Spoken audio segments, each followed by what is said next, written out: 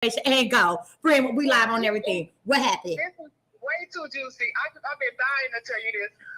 Okay, so, okay, y'all, listen. When this lady be knowing, she be knowing, y'all. Okay, so listen. So Misty told my daughter that she was going to make the cheer team. And my daughter hadn't gotten enrolled in school or anything. We hadn't heard nothing from this school. They weren't answering us or anything. They wouldn't call us back. Nobody was picking the phone up. My daughter was on hold for damn near an hour every day. So we called Misty. She said, I need you to tell her to manifest. So she was writing down everything she wanted to happen, and we were manifesting every day. Because it really happened within less than 24 hours. When she started her first manifestation, it happened the next day. We told Missy, we said, okay, it's already starting to happen. When she started the first manifestation, they started calling her back. Then she got her enrollment stuff done. And then when she got enrollment, she got everybody, like all of the doors started opening up. So then here comes the cheer tryouts. Missy told her, you're gonna make the team. And we went to tryouts. It was a 2-day tryout. We get there. She got cut the first day. And I wasn't on that live that night. And I think Anaya came in. She did. And she got in and she started, I think she started typing in. I didn't make it. And she was so hurt. Her feelings was hurt. And I think you and her had a conversation through the chat. Yeah, so she came. So her daughter came in the thing. I told her daughter, I said, you're going to be an alternate. I said, you're going to make this. Wait. I said, just wait. So the baby came on and she said, I didn't make it. You said I was going to make it. I didn't make it. And I said, you the one. I said, your mother has my $99 thing. She said, yeah, but I didn't make it. I said, just wait. I said, hold on. I said, somebody going to get hurt on this team. You go make. Listen to this. That was on Friday night. On Saturday, they closed the cheer tryouts. They put out the results and everything. These people went on with their life. They posted the results. This past week went by. They had the results posted and everything. It was over. They called back and said, we're doing them again. They called Anaya back. They posted, we're trying out again. Anaya tried out again on yesterday, and she made it. Baby, what? These people, oh my God, these people had posted results, had posted all the cheerleaders that made it and everything, had closed the cheerleading results, and called back all of the cheerleaders that they cut on the first day. Where the hell they do that at? Nowhere. Where the hell do they do that at? This is college. This is not elementary or high school. This is college. And they called those people back, and they only chose, out of 40 to 50 kids, 8 girls. And Anaya was one of the girls. Baby, listen. I said first of all, God said, forget what I said. God said what he said. God said what he said, and I told that baby, I say, hold on. I say, where your faith at? Yes. Hold on. Listen, I would let y'all know this. She rides for Misty, y'all. She rides for Misty. She hang on to every word that God speaks through her. And she got a little shook on that day when they cut her. But the whole time she kept saying, I know what Misty said God told her. And she was a believer, but she was still shook and she was hurt. But she kept saying the whole week, she said, I know they're going to call back, but how? They just closed it, but how are they going to call back? But I know what Missy told me. And so she kept saying, I know they're calling back, but how? I don't understand how this is going to happen. And when they called her back, she was like, oh, my God, running around just screaming. So it was just the way all of this happened is amazing. I've never seen nothing like this before in my life. So let me tell y'all better get that $99 text message and whatever else she got going on, y'all better get it. Friend, you know I don't do no confirmations, no questions during midday manifest. But let me tell you something. And I'm sitting in my car on my lunch break. I was like, as soon as she hit this button, I'm going in because I know she don't do this, but I know when she said now your name, she gonna know I got to tell her this. Listen, when I'm telling you, when I have to interrupt y'all, man. Listen, wait, where's TSU is where? Down in Houston? Yes. Let me tell you something. I'm coming to when she performed, when she I don't care. Listen, when she put on. Y'all know TSU is they just did they the first HBCU to win the national championship. Listen, when she put when she put the outfit on, I'm coming. And I mean that. I'm coming.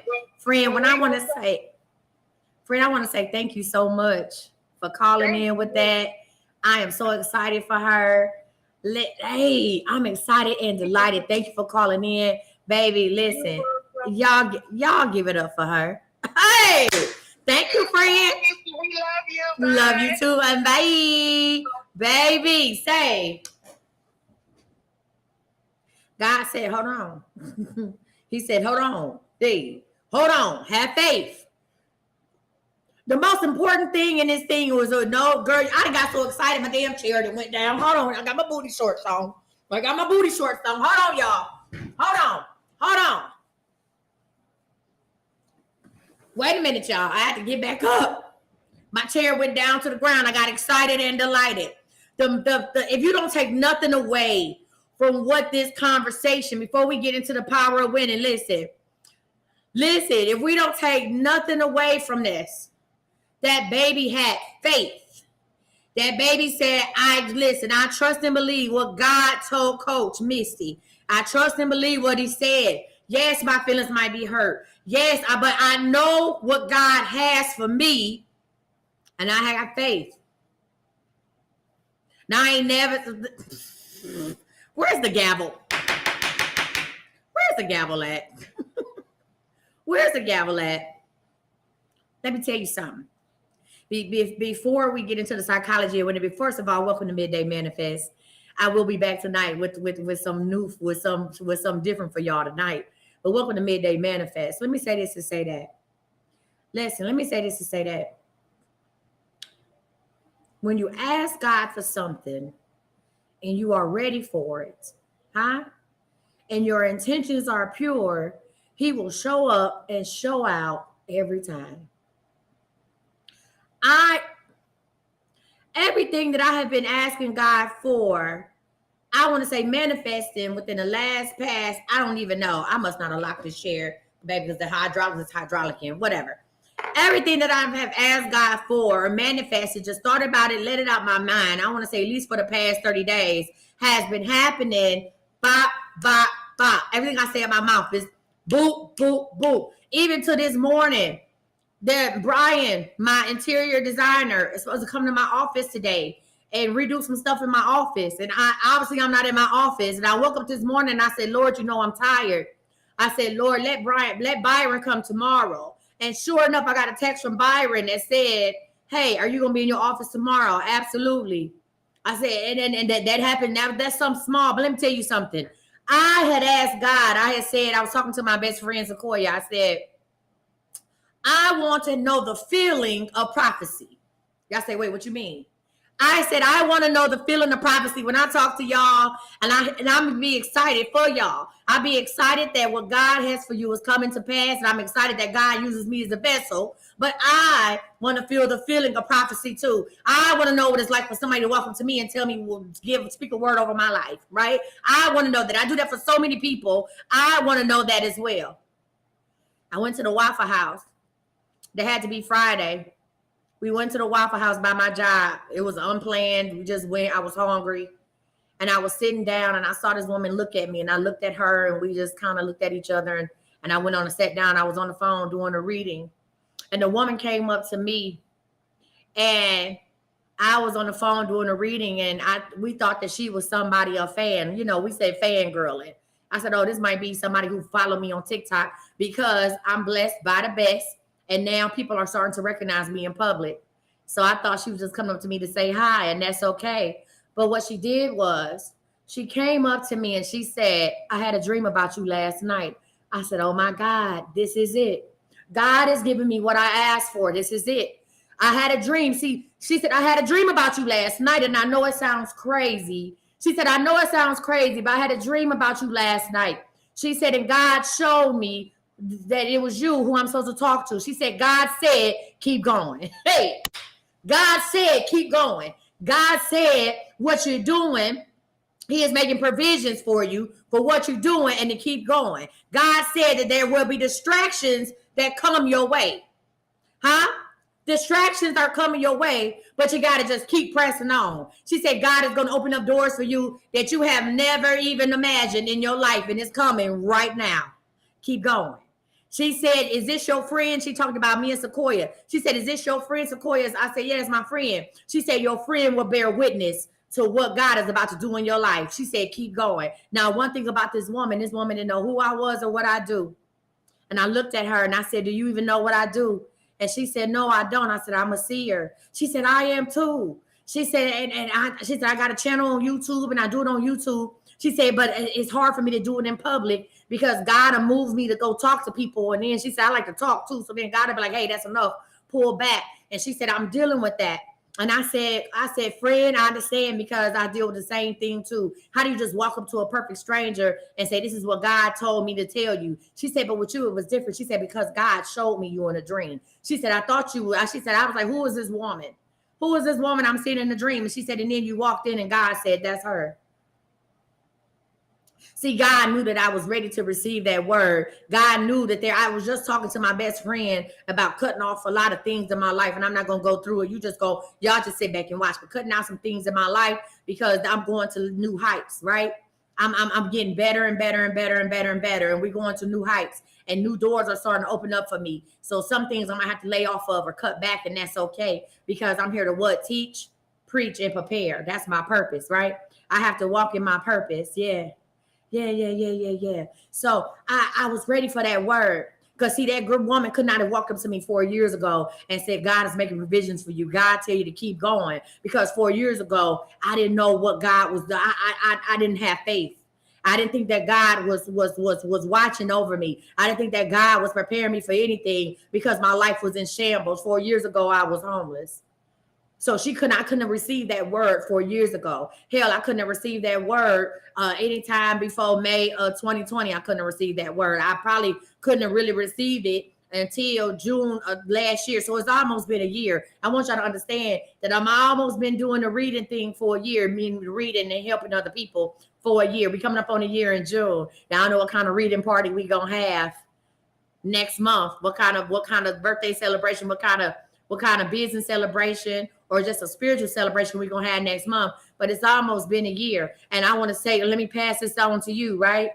I want you to keep going. Huh? I want you to keep going. Right? I've talked about this before. When y'all, my website is right up here on this sticker. And then if y'all watch me on YouTube, it's down at the bottom. I talked about this before. When God is ready for when God deems you ready, all kind of doors will open. When you realize what your path is, when you realize what your path is, when you walking on your path, when you walking in your purpose, your footsteps will be light. The journey will be easy. It will be refreshing. If you are on a journey right now, and it is hard, huh? And you facing so many obstacles and you don't know what to do, I want to tell you something. That ain't your journey. That ain't your journey. Life is not hard. It ain't. Sometimes life be lifing, because that's life, and there's lessons to learn, but life is not hard. Okay? Life ain't hard. Your journey is not hard if it's your journey. I just want to share that with y'all. You hear me? Even when life is life and I'm still operating in the overflow because I'm doing what God told me to do. I'm doing what I'm supposed to do. I did the work. I'm still doing the work. Right? So I'm operating in the overflow. You hear me? So even when life is life and I can still operate in the overflow and it doesn't take too much from me.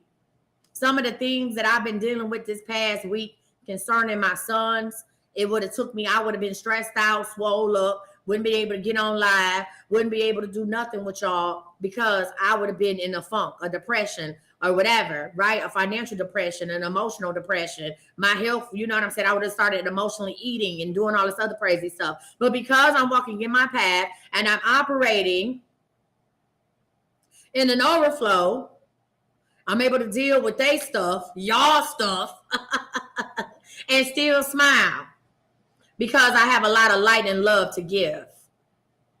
All right? So listen, y'all, I'm done with the preaching. Let's get to the teaching. I'm done with the preaching. Let's get to the teaching. Is that all right? All right. Pinky, you come back tonight. Listen, thank you so much. No problem, Elizabeth. Pinky, you come back tonight with your confirmation. Now, listen. We're going to talk about the psychology of winning. So if you got your book, come on. Yeah, I'm done with the preaching. Let's get to the teaching.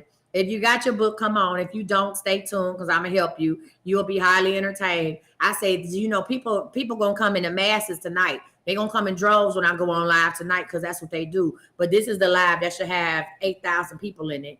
This is the live that should have 500 people watching at a time. This is the live that should be packed. Huh? I promise you this. If this live was packed, the one at nights would be light because they wouldn't have so many unanswered questions. They wouldn't have so many voids in their life because they would know how to deal with it. But that's okay. Huh? We here and we going to get it done. All right, y'all. The psychology of winning. We are working on quality number 3. Positive self-control. Control. I've been waiting to do that all day. Control. You couldn't tell me I won Janet Jackson back in 1988. You couldn't tell me on the Black Cat tour. Okay? Control. I've been waiting to do that all damn day. I'm not going to do it no more. I probably will, but I'm going to try not to. Listen. Positive self-control, y'all. So this is really on page like 46, 47. If you turn to page 50 and then go back to 49, but it don't have a page number. Let's talk about this. Positive self-control. So positive self-control is equal to self-determination. Y'all get pen and paper out because we're here to teach now. Self-determination and choice. Everybody has a choice.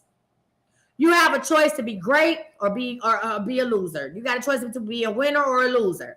It's not about your environment. It's not about your parents. It's not about your lineage. It's not about how many kids you got. It's not about the person you married. It's not about the income you have. You have the choice to be great or not. Okay? So losers, when it comes to positive self-control, a loser say, well, everything always happened to me. How many know that people like that? Why everything always happening to me? A winner would say, I'll make it happen for me. I make it happen for me. That's what a winner say. I make it happen. A loser say, I'll let it happen. Huh? How many of y'all are letting stuff happen to you? I want y'all to tell. How many of y'all, and be honest, don't make me read y'all. How many of y'all are letting life happen instead of making it happen? Huh? How many of y'all are letting life happen instead of making life happen? See, I used to let life happen. I thought I was making stuff happen. I used to let life happen to me, right? I only went for the jobs that I knew I could get. I was letting I didn't challenge myself in the career field. I let stuff happen to me. I didn't rally. I didn't campaign for me to be in a better position because I would let stuff happen to me. Huh? No, you can't say, listen, so in some now, unlike other laws, not laws, Lord, this ain't the 48 laws of power. Sometimes, see, I used to make stuff happen for me education-wise, but hold on. Let me correct myself. Even with my education, I thought I was making it happen, but I really was letting it happen because I was letting my mother's ideal, I was letting my mother's image of who I should be control my life, which propelled me to stay in school longer than I probably wanted to, right? My mother told me that because I set up and had 4 kids, and that's how she said it, you set up and had all these kids, you need to have a degree or diploma for every child that you have. She told me, so if you got 4 kids and counting your high school diploma, you owe me a doctorate or a JD. So you need to become Dr. somebody, or you need to become a lawyer, because that's going to make me feel better. Since you want to sit up and have, that's what she told me, you didn't set up and had all these kids. Then in order for me to feel worthy, or in order for her to feel like I'm worthy, and here's guess what? Let me skip to the good part. It didn't matter how many degrees I had. It's to this day. I am 43 years old. My oldest son is 25. All of my kids are over the age of 18. Well, hell, Zion is 20. And to this day, if I was still talking to my mother, if I was still allowing her to be a part of my life, she would she would still talk about me sitting up and having 4 kids. And my kids are grown and doing their own thing. She would still have something to say. So, yes. So I was supposed to have 4 degrees or diplomas in before each kid. So she said, well, you graduated from high school. That was Ian. You got your bachelor's degree. That was Aaron. That's my second child. You got a master's degree. That was Zoe. Now you need another one for Zion, because in her eyes, she could then go out and say with her head held high that, yeah, she might got 4 kids, but she got 4 degrees. What do your child have? That's what my mother wanted to say. So I allowed my mother's image of who I should be dictate my educational pursuits. And it got to the point that I missed a lot of their childhood because I was working and always in school trying to prove to my mother that I was worthy. And I soon realized, and I did get accepted into a doctorate program. I did. I was going to get a doctorate in business. Y'all was going to have to call me Dr. Coach Misty. I did get accepted into a doctorate program. I also got accepted into law school. But I know I needed to work and go to school, and going to law school full time and trying to have 4 kids while working. So I let law school go. Right? But guess what? It wouldn't matter, because at the end of the day, I would still be that dumb girl who set up and had 4 kids. Right? So even though that I always had a love of learning, I was still being a loser when it came to that, because I let her vision of what I was supposed to be dictate my life. I wasn't making it happen. I was allowing it to happen. Okay. Listen, let's read this proverb before we turn to page 50. It says, life is a do-it-myself project. I take the credit or the blame for my performance. I want everybody to say DIY. Life is DIY. Life is DIY. Do it yourself. Huh? This is a do-it-yourself project. You can't blame mama. You can't blame daddy. You can't blame grandma, your uncle, none of that. Nothing. Some of y'all have been mistreated in y'all family. Some of y'all have been abused verbally, mentally, and otherwise. But listen, if you a grown woman, if you over the age of 30, this is DIY project. We can't blame such and such for touching on us when we was little. I know that's like, what? No, you can't blame that no more. You can't walk around at 45 talking about, I don't have good relationships because I was molested as a child. No, you don't have good relationships because you never dealt with the drama. You never dealt with the trauma. That's why you don't have good relationships. Huh? Yeah. Yeah. You can't tell me, oh, I don't have a good job because my parents didn't push me to go to school. No, you don't have a good job because when you became a parent yourself, you didn't decide to go back to school. When you became grown, you still didn't decide to do nothing. So stop. So stop, doing that. Let's stop doing that. Okay. All right. Let's go ahead and turn to page 50. Winners make it happen and losers let it happen. I'm going to say that again. Winners make it happen. Losers let it happen. The true meaning of self-control is often misunderstood. Before we get it, listen, before we get too far, what do you think self-control is? What is self-control for you? I want y'all to put in the comments. What is self-control? I'm going to take a sip. Baby, let me tell you something. I may not have my Jesus juice right now, but baby, let me tell you something. If you want to be my friend, buy me a case of this squirt soda. You want to be my friend? Buy me some squirt soda and see if we ain't best friends. Listen, we on chapter 3. We on winners make it happen. We're on chapter 3 is positive self-control. It says the true meaning of self-control is often misunderstood. Many people interpret self-control as getting a good grip on yourself. That's what a lot of y'all said. Getting a good grip on yourself or remaining cool and passive under pressure. Self-control is synonymous with self-determination. So I want y'all to write in, y'all listen. I want y'all to write back self-control. That ain't self-control being quiet when you're angry. That ain't self-control. That's not what that is. Self-control is self-determination. Self-control has nothing to do with you holding stuff inside. That has nothing to do with that. You really losing when you do that. If you can't learn how to say what you want to say in a matter that, you know what I'm saying, is getting your point across, That ain't self-control. Like, oh, you know what? I wanted to fight you, but I didn't. That's self-control. No, it's not. Okay, sometimes you gotta know. They say, I want to be quiet when I'm angry. No, that's sometimes trying to do. Sometimes you just gotta knuckle up. Sometimes you gotta knuckle up. Huh? Sometimes you gotta knuckle up. See, that's what we've been doing. We've been holding back. I'm gonna have control. I ain't gonna say nothing. And guess what? That person, whoever done offended you, baby, they didn't got it off their chest, do what they do, and they sleeping good at night. And it's 20 years later, and you still mad. Sometimes you gotta knuckle up with folks. It may not be a physical, it might be verbal, it might be mental, but sometimes you gotta knuckle up. Okay? So it says self-control equals self-determination. That's what self-control is. Self-determination. Winners take full responsibility for determining their actions in their own lives. I'm going to say that again. Winners take full responsibility for determining their actions in their own lives. Okay, we're going to talk about winners believe in cause and effect. Cause and effect. Huh? Cause and effect. If I ever got wrote up at a job for being late, I didn't sit up here and blame. I remember I used to catch the bus. Some of y'all don't do cause and effect. Huh? When I remember I used to catch the bus to work, I didn't learn how to drive until I was 24 years old.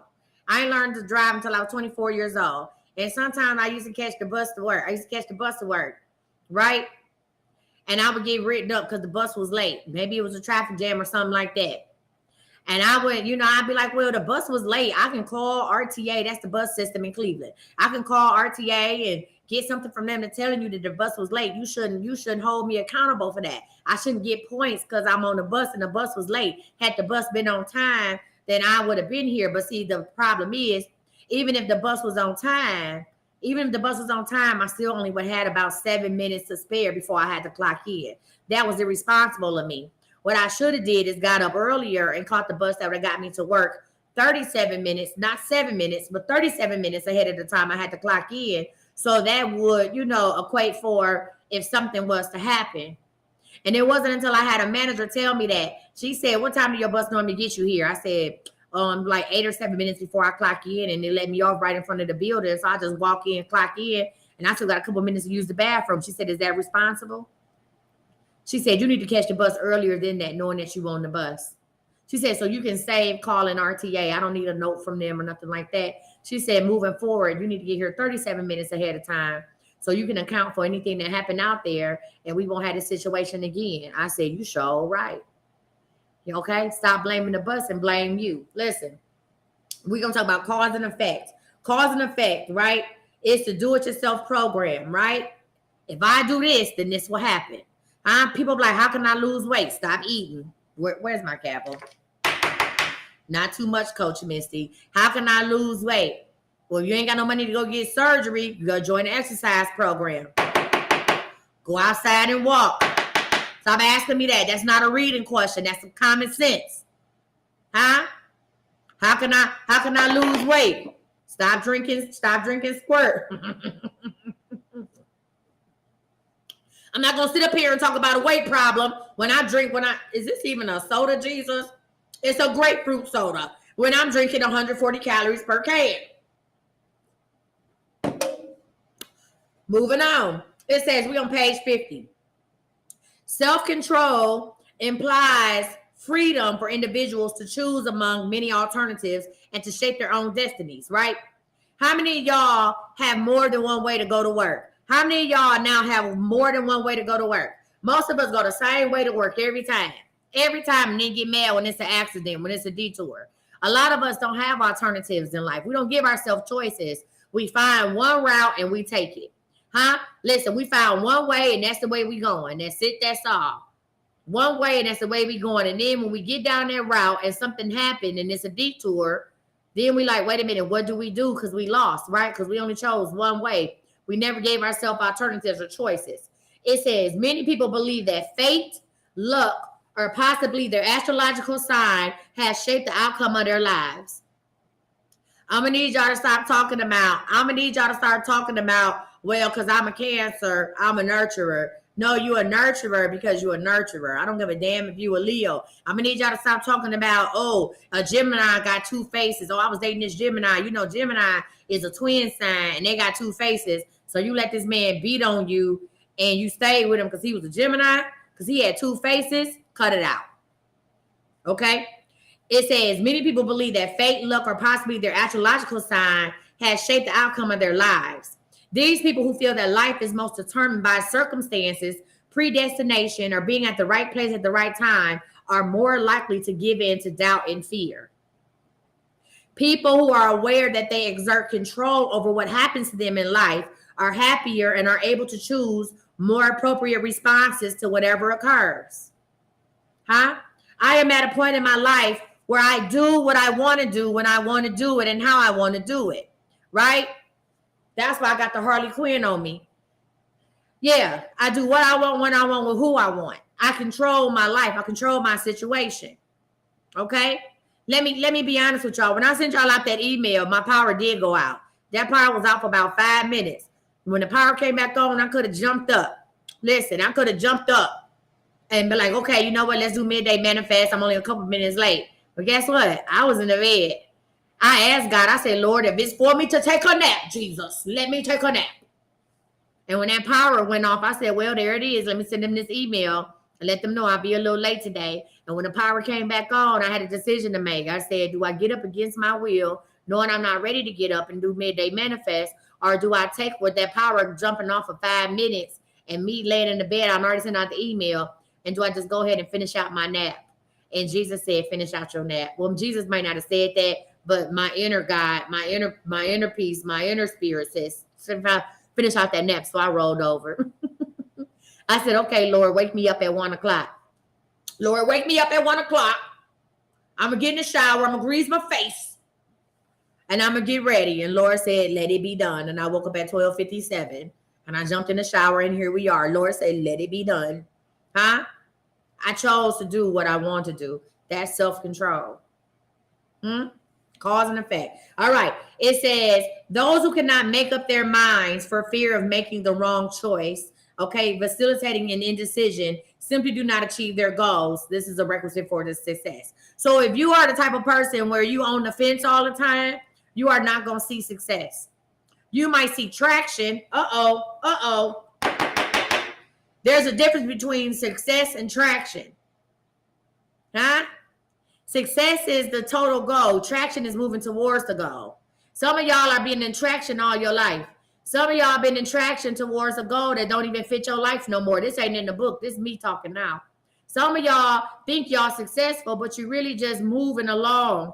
You really not seeing real success. You just keep inching along to where you think you want to be. A goal you set out for yourself 5 years ago that doesn't even apply to who you are right now. And you still just moving along. You gaining traction towards this and not really seeing success. Success don't take all damn day.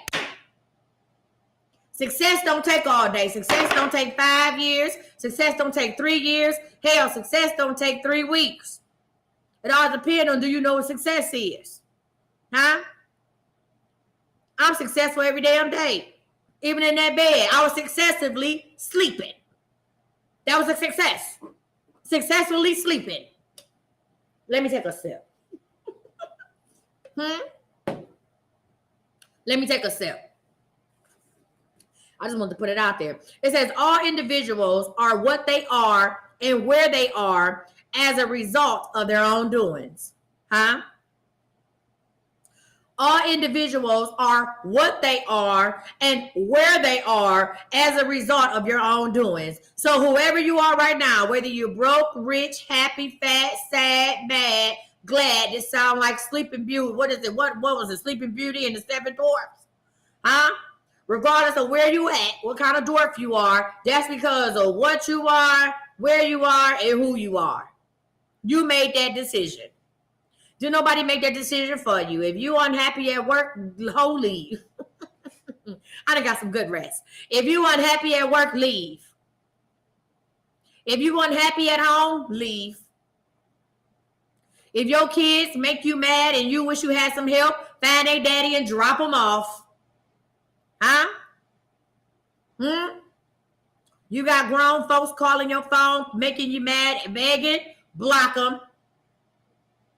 Come on, somebody. I'm going to say this again. What you are and where you are is a result of your own doing. Okay? It is true that we are all God created, but we also are self-molded. Yes, we are all God created, but we are self-molded. Okay? It says our characteristics and environments are given to us initially. The decisions we make determine whether we win or lose in a particular game of life, right? So your characteristics and your environments as a baby, you could not control that. As a child coming up, you could not control that. Whether you lived in a projects or a penthouse, you could control that. But what you do, listen, what you do later on in life is up to you. Because you lived in the projects don't mean you can't live in the penthouse. And because you grew up in the penthouse don't mean you can't live in the projects. I know I didn't did it. You said not the kid. Yeah, them kids get on your nerves, drop them off. Huh?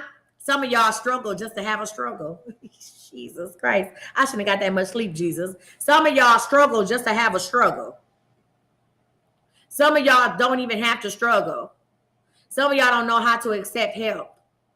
Some of y'all struggle just to have a story. I'm not going to get personal, but some of y'all baby daddies want to be involved, but you'd rather sit there and struggle with them badass kids than let him and his new girlfriend help out. My God. Not me. Come get them. Huh? Some of y'all rather sit up here and struggle with these children. Huh? Struggle with these children than to let the other family be a part of their life because they don't want you. Okay? Okay. I'm not going to read y'all today. Let's turn the book to page 52. It says, listen, let's get this. Let's talk about this. Because this is what happens. Listen, when losers, you say, I'm all in the business. I'm all in the business. Huh? Listen, I want her daddy to come get her. I'm all in the business. Some of the fathers, I'm going to say this one more time and I'm going to move on. Some of the fathers of these children don't bother with the kids because they don't want to bother with you because you still hurt. Did I say that? Some of the kids' fathers don't come around. They make a decision to protect their own peace because see, what you're going to understand is that freedom ain't free and peace ain't peaceful. Freedom ain't free and peace ain't peaceful. So some of these men make a conscious decision in order to protect their peace, in order for them not to end up in jail, they just disconnect themselves. Because they can't call you and ask you about the baby without you acting a fool. They can't come over without you being all in their car. Who is that? Who you with now? Oh, you ain't gonna have my baby around nobody. You ain't gonna do this and do that. So they just disconnect from you. And they're going about their lives. See, I'm gonna say this, and it shouldn't be like this, but it's real. A mother is more bonded with the child because that's a child that you carry. That child came from out your body, right? A man can go and make babies. Listen, a man can go make more babies than you can have at one time. A man can have 3 women pregnant where you can only have 1 pregnancy every 9 months. Hell, hopefully you space them out further than that. So a man can go and drop seed all over the United States, all over the world, where you can only have 1 at a time. So the connection that he has with this baby, the connection he has with the baby has to be an offspring, and it has to be an offspring of his connection with you. Y'all not ready for this. The connection that this man has with his child has to be a direct correlation in the connection he has with you. And I don't know nobody that's going to stress themselves out. I don't know nobody that's going to do that when they don't have to. Yes, he should love his child. Yes, he should want to be around his child, right? But the question is, do he want to be around you? Some of y'all don't understand that he don't have to love you to love that baby. Yeah, because see. A lot of y'all called me about these baby daddies, and I ain't heard from them, and I trying to find out where he is, and the mama. And as a mother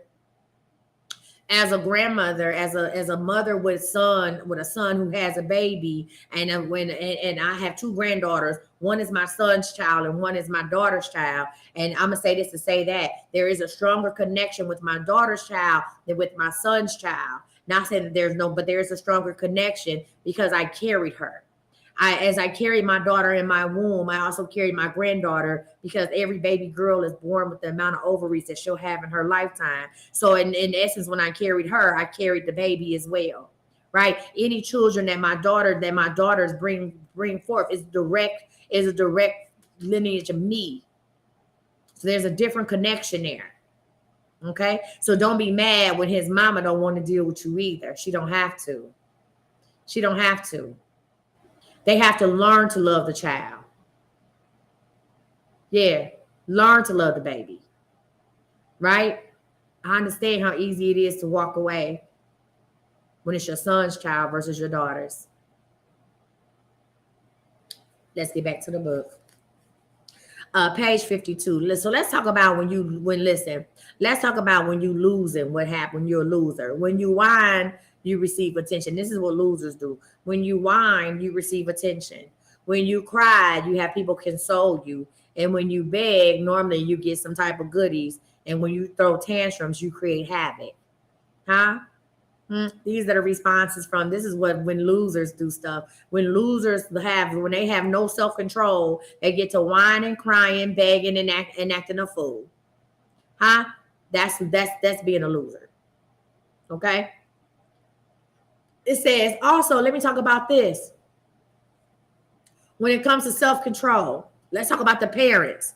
Let's talk about these parents, and I'm talking about parenting. It says parents who subordinate their lives to their children, regardless of age, are irresponsible and will find that their children will have difficulty later on facing the realities and responsibilities of life outside the demand system that they enjoy at home. So for all of these parents, men included, now I'm about to run it up, because single fathers are worse than single mothers. Single fathers are worse than single mothers.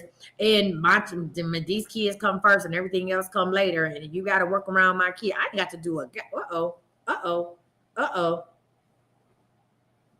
So somebody want to listen. I hear what you said. She said, well, the son's child is lineage as well. You're right. The son's child is a reflection of me as well. That's my bloodline. I'm not saying she's not. Let me go ahead and get somebody straight in the comments real quick. Let's talk about it. Let me go back. The son, my oldest granddaughter is my oldest granddaughter. Nobody can take that. And she is a Scot, right? She is a Scot. She is direct reflection of me. Hell, she even look a little bit like me. But there is something different when your daughter has a baby. When your daughter has a baby, it's different. Just like my granddaughter, Nyla, my oldest granddaughter, she has a different relationship with her mother's mother.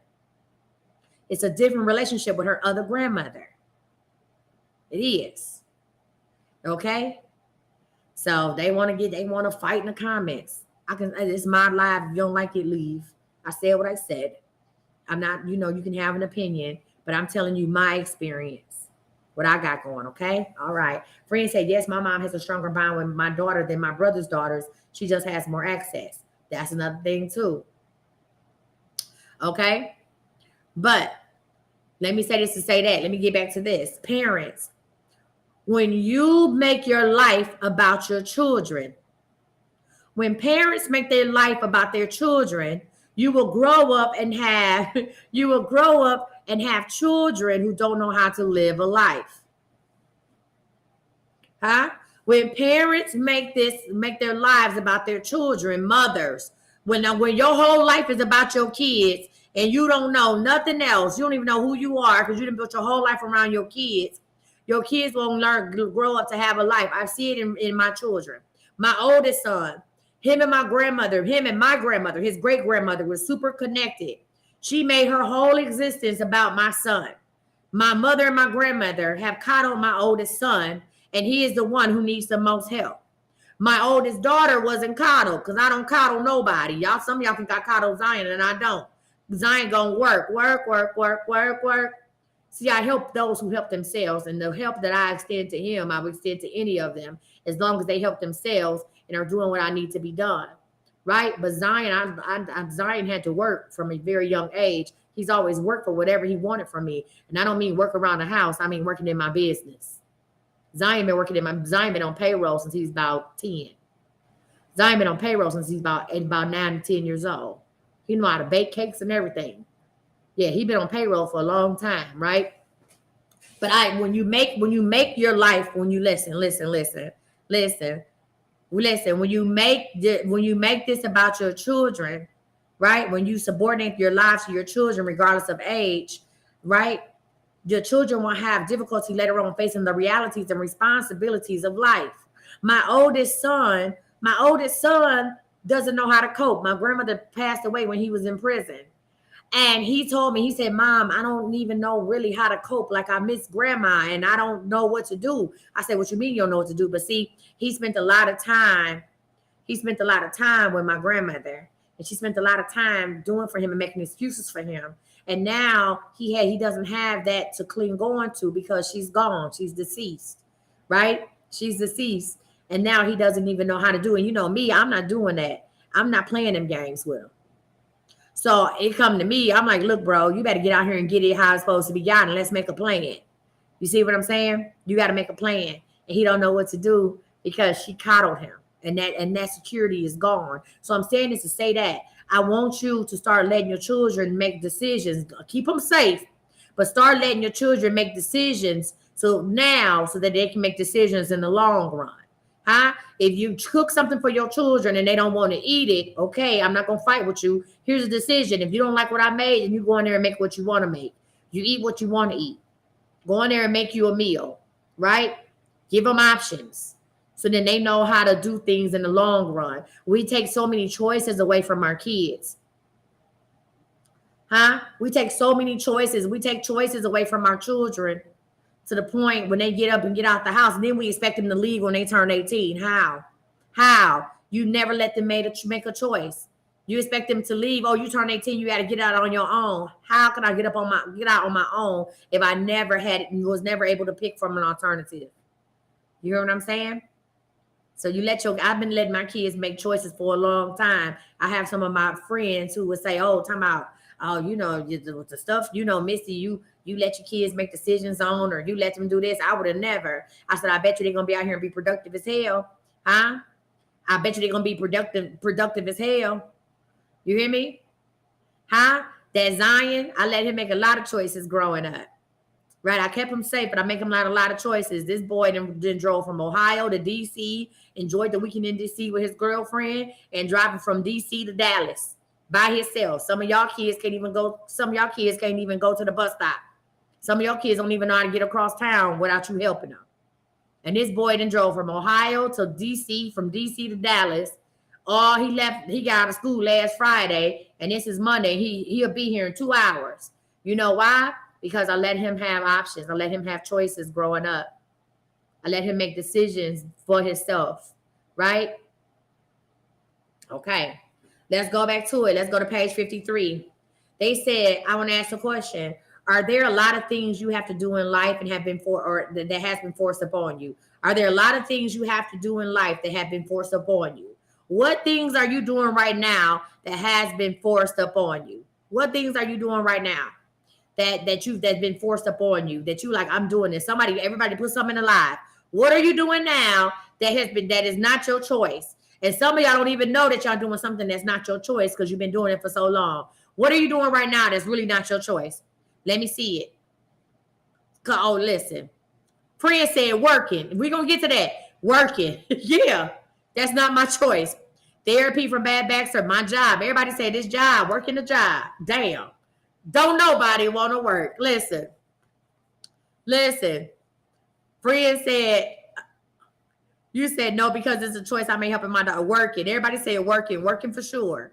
Okay. Keeping my cousin's kids. Taking care of a sick spouse. All right. Working the hours I was working. Keeping daughter at home and working. Paying bills. Listen, you said I'd rather work for myself than someone else. Living with family. These are some of the things that you do in life that have been forced upon you. And because we don't have a winning attitude, we didn't know how to say no or know how to change it. Okay. It says, here's a question. It says, the question is, do you have to go to work? The answer is, no, you don't. You don't have to go to work. Huh?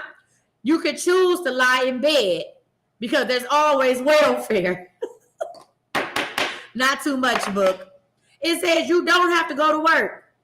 You can choose to lay in the bed. Now, how your bills get paid, I don't know. But you don't have to go to work. Huh? Period. You don't have to go to work. You don't. You don't. You can be just out here panhandling. Hey, let me tell you something. Real quick, I don't want to get off topic. It's so many professional panhandlers out here in Texas, it's ridiculous. Professional panhandlers. I'm talking about they work in the corners, baby. They working harder than a prostitute. Professional panhandlers right out here in Dallas. Huh? These people ain't even trying to look homeless. They ain't even trying to look like nothing. I'm talking about they out here clothes cleaner than mine with signs. I said, let me park my car and get out here and see what I come up with.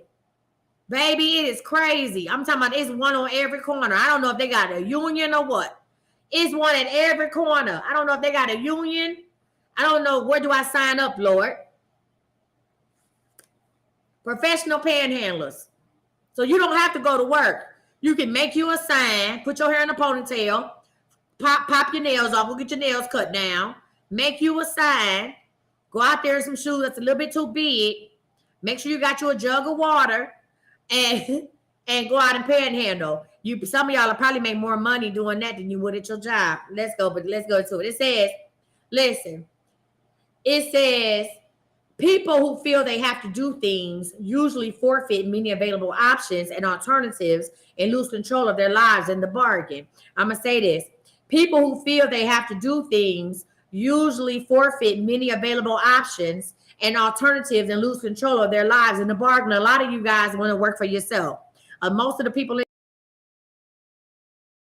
in here want to work for themselves, but because you have a choice, you then just go for what option is, what the customary option is. That is just to go to work, and you lose yourself in the bargain of that because you never explore the alternatives. It says responsible self-control is the path to mental health and frequently to physical health as well, right?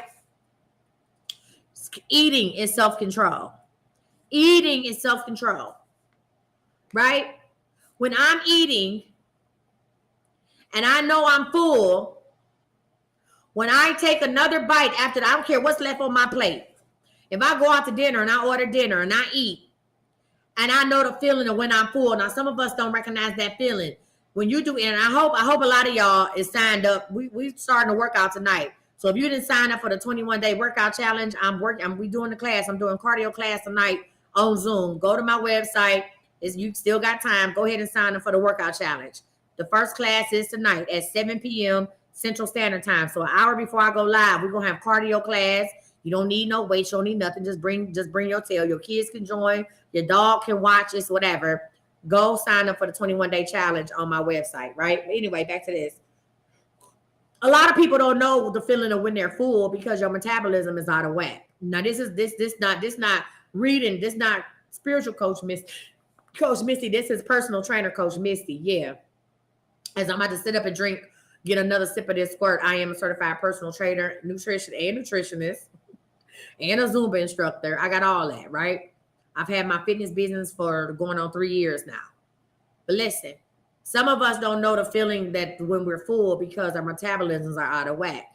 And I get people, I have people do intermittent fasting to kind of regulate their metabolism. So then listen, so with me, when I eat, I know when I'm full. I know the point exactly when I'm full. I don't care what's on my plate. So now I look down at that plate and I might say, you know what? I only ate half of my food. But and I don't do leftovers. So when I decide to take a bite past the point of completion, right? The point of completion, I was eating to be full. I was hungry. I ate, I'm full. But now I'm looking, I say, damn, I still got half this food left. And I'm not about to take no seafood boil home. So the next bite, when I take that next bite past the point of completion, when I take that next bite, guess what? I done lost control. I have entered into the danger zone. I have officially lost control of what I'm doing. I've lost control of my eating habits, right? I've lost control of my health because I'm not full. I'm not hungry. I know I'm full and I'm still going to continue to eat. Now I'm just eating to be eaten and I've lost control. I need y'all to be able to pinpoint that. Cause see, when I eat and I stop and I throw some away, I may take a bite of a candy bar. I may take 2 bites of a candy bar if it filled me and I throw it out. See, we grew up in households. Listen, it ain't even about learning to have what you're eating. Listen, the class is listed on the I Am Coach Misty. You gotta go to my website right here and go to events. The class is still up there. The class, IamCoachMissy.com. The class is still up there. Listen. When you do it, it's not about cutting down half of what you eat. You have to know when you're full. You might need more than half of what it is, and now you're not eating to fulfill your hunger. So no, it's not about that. It might be more than half, right? It's saying, hey, I'm gonna order this pasta. I ate it. I'm good. We grew up in households, but they say what my friends say, waste not. What is it? Waste not, want not. That's my best friend said. She was telling me that, right? Waste not, want not, right? You gotta leave. You can't leave nothing. My grandma would say, all them starving kids in Africa. Ma'am, I don't even know them children. My grandmother said, you're not gonna leave nothing on that plate. It's kids in Africa that want to eat what you got. I was like, Grandma, now that I think about it, that was so racist, right? You don't do that. I don't make my kids. When my granddaughter, when I went to go visit my little granddaughter, Nyla, my 7-year-old granddaughter, and I took her out to eat, and she ordered chicken tenders and fries and whatever. She ate about 4 chicken tenders, a whole plate of fries. She ate 2 chicken tenders, a couple fries. She took a sip. She said, I'm full. I said, okay. My son looked at me like I was crazy. He said, you're not going to make her eat all her food? But see, now I know better. I said, no. She said she full. I'm not going to sit here and make her be a glutton. If she full, she full. I said, now she can box it up. If she get hungry, later on the night, she got chicken tenders. I said, but I'm not about to sit up in here and make her eat all 4 of them chicken tenders because I bought them. You know why? Because I'm in a different headspace. I'm in a different mindset, right? I bought her food for her to enjoy it, not to clean her plate. I want you to enjoy your food. And when you done eating, And now I'm gonna that's the choices. We got to start giving our kids the choices, right? So when my kids was younger, I would make my kids clean their plate. And that's probably why I had a 12-year-old who was 6 feet tall and 160 pounds at 12, right? Right? Because I would make my kids clean their plate. Because I didn't recognize when I wasn't full. No, when I was full, I just kept eating. And now I throw it away. All right. So it says, let's see, we're going to read one more. We're going to read a little bit more and then we're going to stop. We'll finish this tomorrow. It says on page 54, the winning human being realizes that everything in life is voluntary, even being alive. Everything you do is voluntary, even being alive. That's voluntary. You see what I'm saying? Everything you do is voluntary. It says everything I decide to do, and nothing is I have to do. I tell y'all this every day when I talk to y'all. I don't do nothing I don't want to do. And I wish y'all could feel that. Listen, people who know me. I don't do nothing I don't want to do. Nothing. Now, when we went and got these tattoos, I really didn't want to go, but I went because I know my friend wanted one, and I lost my at the tattoo shop. I lost my at the tattoo shop because essentially I did something I didn't want to do. I went with her to the tattoo shop, not because I didn't want the tattoos. I didn't want to go at that night, but that was our last time to get it. So I went to the tattoo shop, didn't want to be there. So it's because I didn't want to be there, everything about the tattoo shop I didn't like. I didn't like the chairs. I didn't like the temperature. I didn't like the music. And I'm very vocal. So I lost it, right? Now, I wasn't mad at her. I wasn't mad at God. I was mad at me. I was mad at me for going against what I said that I would not do, that I don't do nothing I don't want to do. I did this for her, but which really caused me to be resentful towards the whole situation. and really causing, because thank God she she's okay with me and knows me and didn't take it personal, because somebody else, we probably would have fell out right then and there. I was upset with me because I stopped following my number one rule is I don't do nothing I don't want to do.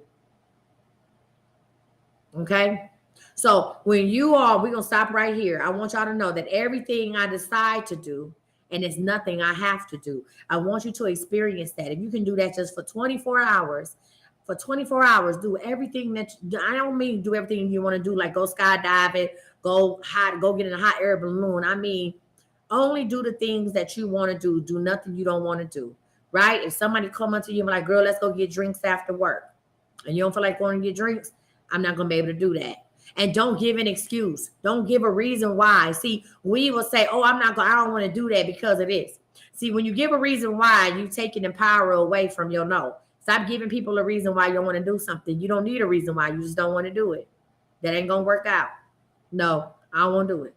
What? Nope, we're not doing that. Right?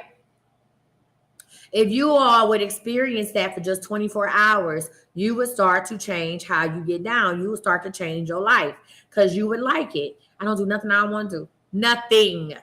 The things I don't want to do, I pay somebody else to do them. The things I don't want to do, I make sure, listen, I used to work hard for my kids. Let me say this to say that. We're gonna come back and we're gonna finish this tomorrow. We're gonna finish self-control tomorrow. Let me say this before I say that. Listen. I used to work hard for my kids. My kids used to be the reason why I went to school, why I went to work, why I got up in the morning, because of my children. I got to do this for my kids. Yes, I would buy myself nice things, but it was always for my kids. I did this for my children, right? I got these kids at home, and I'm going to make sure that they have the best that I can provide. I'm going to give them everything they need. I'm going to do stuff for these kids. That's why I get up, right? And then it came a point in time where my kids started growing up, and I could no longer use that as an excuse of why I keep going. And I'm damn sure I'm about to pick one of y'all old crusty uncles or sons or daddies to be my reason why I get up and go to work. So then I had to find another reason, like, why am I doing this? When all my kids were going in and out the house, if you make your kids the reason why you living, your life gonna be short. The life you live is gonna be enjoyable. It's not gonna be enjoyable, right? That can't be it. The reason why you're doing it is not, you can't make it that, right? And so once my last child was going out the house, I said, well, what am I doing this for? And that's when the depression and the suicidal thoughts crept in, because I no longer had a reason to do what I was doing.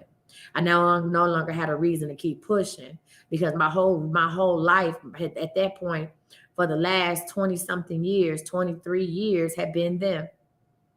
Remember, I started having kids at 17. And my last child left out the house the year I turned 40. So for the last 23 years, they had been my whole reason. And when my reasons were gone, when they no longer needed me to take care of them, the way, a mother would take care of children, then I had no reason. And I felt like I had no self-worth. And that's when I said, well, if all I am to them is money, because at that point I feel like all I am to them is money, because then now all I do when I hear from them, all I hear about is money. Right? When they do call me, they need some money. So if all I am is money to you, how about I just go ahead and take myself out and let you get this insurance policy? That's when I didn't have any self-worth, because see, I had never did this for myself. I've been working from the time I was 16. I had a baby at 17. So my whole adult life I've been working has been because of my children. Me going to school were because of my children. Okay? If I knew then what I know now, I just would have went. I never would have went and got a 4-year degree. I never would have went and got a master's degree. I wouldn't be in debt for college. I wouldn't have did that. I would have went and got an insurance license. I would have went and got other type of licenses, or went to a trade school, right? I never would have went the road I went down had I known what I know now. So when I no longer had a reason, I lost control. I thought I had control. I never had it. I no longer had a reason, and I no longer felt any self-worth, because I had never did anything for me. And I know I'm not going to go into the story, because I feel like I tell this story every day, but I feel like every day is somebody new on here that don't know the story, and maybe could help them. But as I decided to become somebody different, when I went through my spiritual death, right? And what comes after death is birth, right? That's the revolving cycle. After I went through my spiritual death and decided to come back as something new and build myself into something new, right?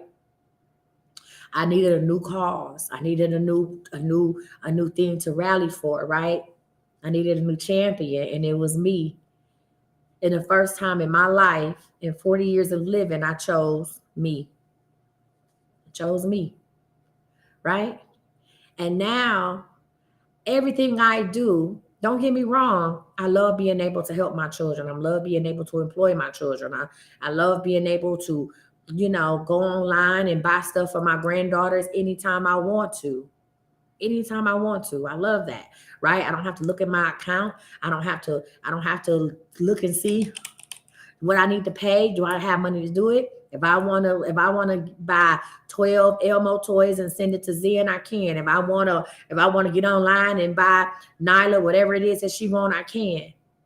Right? But they're not my reasons for doing what I'm doing. My kids are not my reasons for doing what I'm doing. The reason why I go so hard and I create the life that I want to live, I generate the income that I want, is because one thing, I don't do nothing I don't want to do. And the things now here's the deal. I don't miss out on life because is there stuff that I don't want to do, so I don't do it. I have the income to pay someone else to do it. Huh? I pay for convenience. I pay for convenience. I don't like going to the barbershop. I got a barber in my building that cut my hair, and I pay for that. I pay extra to get my hair cut essentially at home, right? I didn't want to go to a braiding place. I found somebody to come and braid my hair in my office. I didn't want to do that. I don't mind going to the nail shop because it's relaxing in my house. So I don't mind going to the nail shop. To me, that's relaxing, and I like talking to the nail tech, being around the people and stuff like that. I don't mind doing that. So I continue to do that. I met a tattoo artist this weekend, right? I told her, I said, I don't want to come up here. I love tattoos. I don't want to come up here and get tattoos no more. Will you come to my house and do the tattoos? And she said, well, I can. I said, what if I bought my own tattoo chair? What if I bought my own tattoo chair with the arm stand and a chair for you? I said, how much are those? She said, that's about $300. I said, okay. I said, if I bought my own tattoo chair for my house and bought you whatever ring light you want, let's just say I spent $400, will you then come and make house calls and do my sleeves for me and whatever artwork for me and my son, because he gets tattoos as well, because I don't want to come up in here again. She said, hell yeah. I don't do nothing I don't want to do.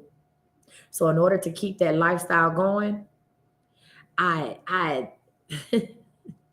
I become the best business person I can. Right? I take every opportunity to come my way that's within my purpose and my path. I take it and I roll with it. Right? Because that's the one thing I'm gonna do. That's the thing that's pushing me. This convenience I have. Huh? This life I'm building for myself. I can't go back. I won't go back. Can't stop, won't stop. That's what Diddy said. Ain't that what Diddy said? Can't stop, won't stop. Yeah. So I need y'all to find some of that. Right? I need y'all to listen, get you one rule in life. One rule. You need one champion. And it can't be nobody else. It got to be you. Find one thing to be find something to be your champion that revolves you, and you go for it. You see what I'm saying? And you go for it.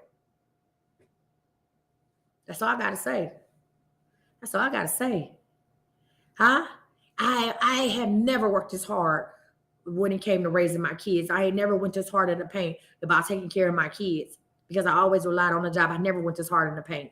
I go hard. I know I be sleeping a lot. Y'all be like, damn, she take a lot of naps. But baby, listen, when you somewhere sleeping, snoring, and slobbing, I'm up working. I ain't never worked this hard. Huh? But guess what? I'm doing it for me. And I'm doing this so I can maintain my lifestyle. I like going downstairs and having the option to choose between a red car or a white car, which one I want to drive today. I like the option of being able to pay my insurance in full for 6 months at a time. I love it. I absolutely love it. I enjoy being able to say, hey, I'm telling my son, listen, when you get here, let me know what y'all want to do. I ain't got to count my coin and be like, okay, let me see what we gonna do. Nah, I ain't got to do all that. Huh? I need y'all to find something to champion behind. I love my life. I'm not telling you I'm out here balling. Okay? I ain't saying I'm out here balling, but damn it, I'm on my way. All right. Listen. Let's manifest, y'all. Oh, guess what I'm gonna do tonight? Now, it's only a couple of y'all on here tonight. So y'all know how I normally listen. Y'all know how I normally don't do no gambling questions, right? Friend, you say that's why I work so hard. But listen, working, you have to have a goal. Look. Let me say this before I tell y'all what I'm gonna do tonight on live. You have to have a goal in mind that serves you. You have to have a goal that serves you. Don't be out here working hard and you're not even working on your path. You out here digging a trench that don't even belong to you. Huh? You out here digging trenches now that ain't even going to where you need to go. Y'all out here working hard for nothing. If you're not in your purpose, if you're not in your working in your passion and your purpose and you working hard, you working for nothing. You working for somebody else. And when I say I work hard, what I mean is I push myself. I'm determined. I don't work myself to the bone. I go to sleep when I want to go to sleep. I'll take a nap in the middle of the day. I got a couch in my office. That couch ain't for y'all, it's for me. Huh? I get my rest. And then I get up and do what I got to do. I make my own schedule. So make sure that you work, the work that you're doing is your purpose, is your passion. Make sure that. Now listen, let me tell you what I'm going to do tonight. Y'all ready? Listen, let me tell you what I'm going to do tonight. I am going to do lottery readings. Don't clap at once. Don't clap. Marsha Lay say, yes, I'm the, she said, she my assistant. Marsha Lay say, I'm the assistant. Listen, I want you, listen, I'm doing lottery readings tonight. Not who gonna win in the final four, not who gonna get. I'm doing lottery readings tonight.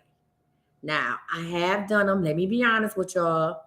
You said you do need a winning ticket. Damn me, you do. Listen. Let me tell y'all something. I have told people where to go get tickets, where to go do things, and they have hit. Now, I ain't had nobody. Now, I don't know, some of these hoes might have hit the Mega Millions. I don't know. They just never came back to the live, right? But when I have told people to go do things, listen, when I've told people to go do things and they did it, they did win. They did win more than they played. I'm going to say that. I've had people who won a little bit more. Yes, Taylor. I had people win a little more. I'm not saying you have to, but I know because they have blessed my cash app. To my thank you, coach. But I never advertised it because I've had people call me like, just give me some numbers. Give me some numbers. I'm going to say this to say that. First of all, let me tell you how this works, because this is how God has worked for me. First of all, I know God ain't going to let me hit the Mega Millions, because if the Lord give me anything about 10 million, listen, you say, I need a tutorial on lottery. You just buy the scratch cards, or is it the numbers you write down? Well, I mean, it's whatever whatever God tell me to tell you to do. You may not even get there may be numbers or whatever it is, but I'll tell you if it's the Mega Millions or if it's a pick 3, pick 4, or whatever the case may be. But listen, or I'll tell you exactly what number scratcher to go get when you go to the store. 9 times out of 10, when a vision come to me about lottery, I can tell you what store to go to and what number to get. Okay? So listen. Yes, I got it, Diamond. Listen. She's talking about, what do I need to do? This ain't a lottery thing where I'm going to teach you how to pick numbers. I'm just telling you what God tell me to tell you. Now, the times that God has led me to go buy a lottery ticket, not me hoping to win something, but God has said, hey, I've listened to God's voice, and he said, hey, get out here, go do this, and bye. I've won. But it wasn't like I won enough to help me. See, that's the thing. I'm not doing a casino. I'm doing lottery right now. I won enough to help me. Right? And whatever bind I was in. So when God is I walked into a store with $7 and walked out with over 700. Right? but I needed that money in order to get me to the next paycheck or whatever the case may be.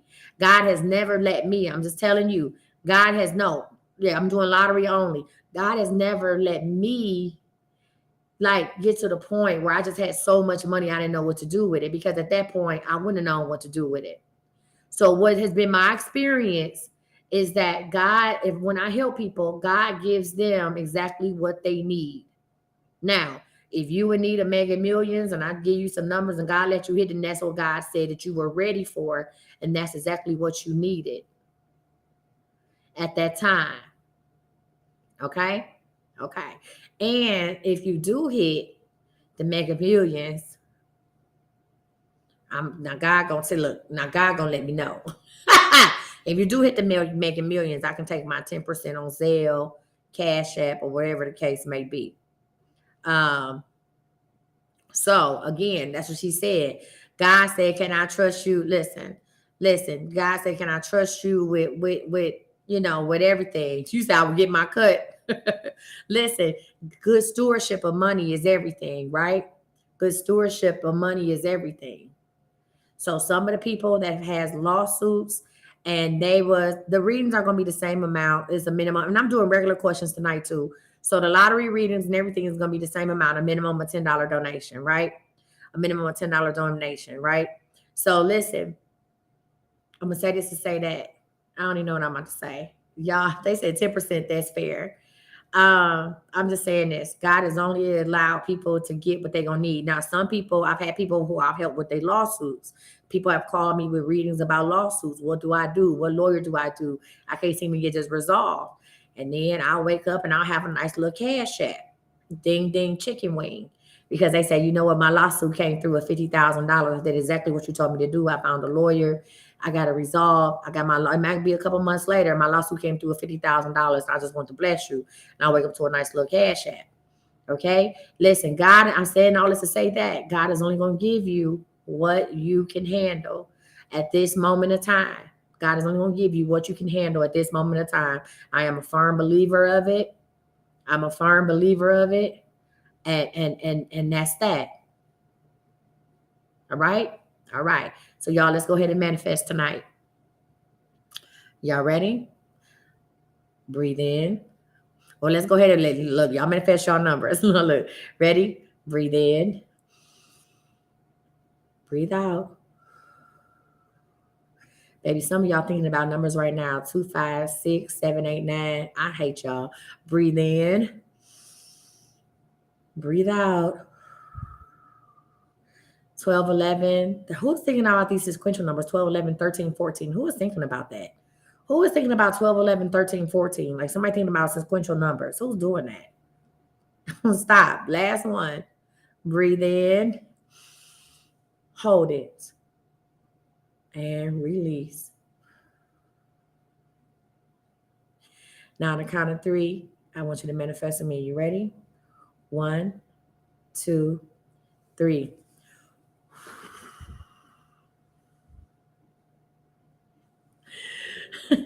Look, y'all, Melanin Girls vlog said that's me. I said, who thinking about these sequential numbers? Like 12, like 11, 12, 12, 13, 14. Who doing that? She said, that's me. Y'all funny as hell. Hey, thank you so much for rocking with me today. Sorry I was a little late, but hey, it is what it is. And I came on when I was supposed to come on. All right. Nobody said 464. Let Lakia P. No, nobody ever said that. All right. I will see y'all tonight at 8 p.m. We do a lottery readings and regular questions. As always, confessions and confirmations. 8 p.m. tonight, Central Standard Time, 9 p.m. Eastern Standard Time. If you signed up for the 21-day workout challenge, the fitness challenge, I'll see y'all tonight in class. I'm teaching class, and baby, it's going to be a time. So make sure y'all go online, sign up for that workout challenge. The Zoom link is right in there, and I'm going to give out the intermittent fasting schedule starting for tomorrow.